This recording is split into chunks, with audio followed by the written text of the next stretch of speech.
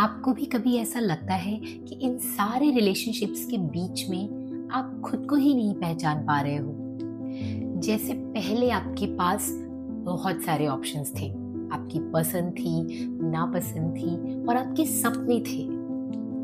और आज सिर्फ रोल्स रह गए हैं, एक वाइफ के, मदर के और एक बहू के, है ना?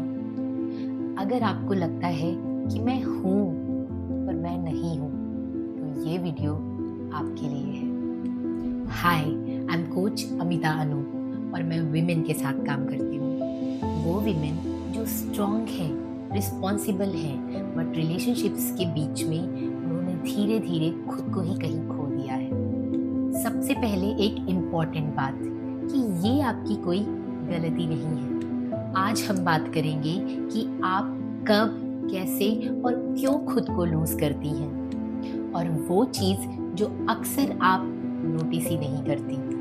सबसे पहले एक मिथ तोड़ देते हैं कि अचानक एक दिन उठकर आप खुद को नहीं खो देती हैं, बल्कि ये एक बहुत स्लो प्रोसेस होता है। और ये शुरू होता है, छोड़ो रहने दो, एडजस्ट कर लेती हूँ, इससे क्या फर्क पड़ता है, घर में शांति बनी रहे बस। और हर बार जब आप ये अपने आप से कहती हैं ना, तो आप अपनी एक इमोशन, एक डिज़ायर और एक नीड को पीछे रख देती हैं। ये बहुत इम्पॉर्टेंट लाइन है, ध्यान से सुनिएगा।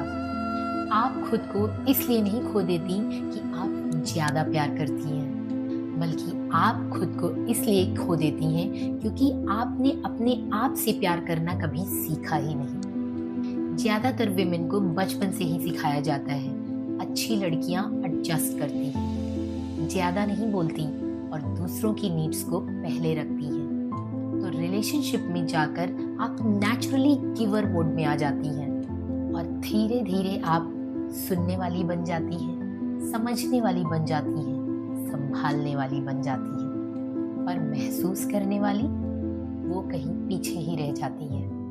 अब मैं आपको वो चीज़ बताऊंगी जो 90% विमेन मिस करती हैं। आप अपनी वॉइस तब नहीं खोती जब कोई आपको चुप कराता है। आप अपनी वॉइस तब खो देती हैं जब आप खुद बोलना बंद कर देती हैं। और ये तब होता है जब आप एक्सप्लेन करते करते थक जाती हैं। आप फील करती हैं, समझने वाला कोई नहीं होता है। आप बोलती हैं पर आपको रिस्पॉन्स नहीं मिलता, तो आप डिसाइड कर लेती हैं कि चलो मैं ही कम बोलना शुरू कर देती हूँ। और वहीं से इमोशनल डिटैचमेंट शुरू हो जाता है। इस स्टेज पर आप काम करती हैं, घर संभालती हैं, बच्चों के लिए स्ट्रॉन्ग बनती हैं, पर अंदर से आप ब्लैंक फील करती हैं, बिना वजह इरिटेट हो जाती हैं और आपको लगता है कि मुझे कुछ नहीं चाहिए। पर सच ये है कि आपको सब चाहिए, लेकिन आपने मांगना छोड़ दिया है।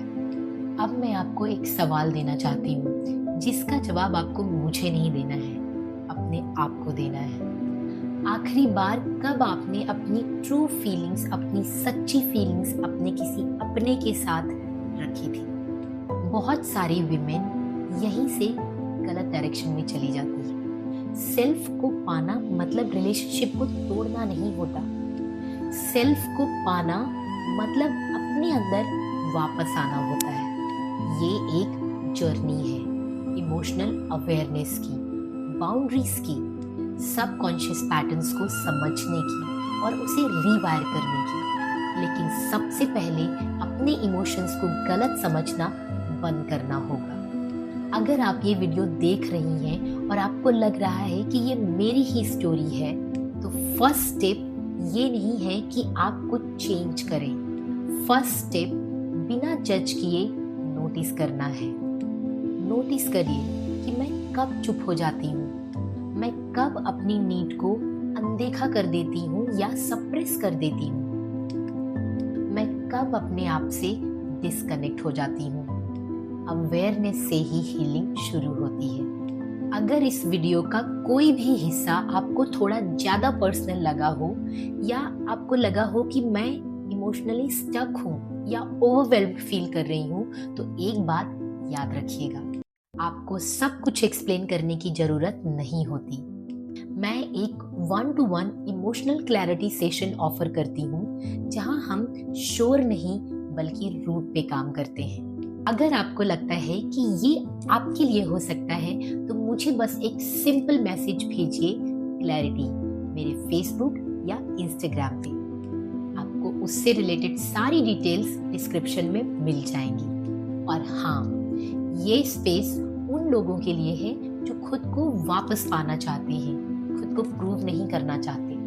अगर ये वीडियो आपको पसंद आया तो please like, subscribe to my channel and इसे उस वुमेन के साथ शेयर कीजिए जो शायद बहुत स्ट्रगल कर रही है और उसे इसकी ज़रूरत हो।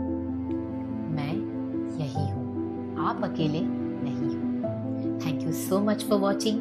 Take care.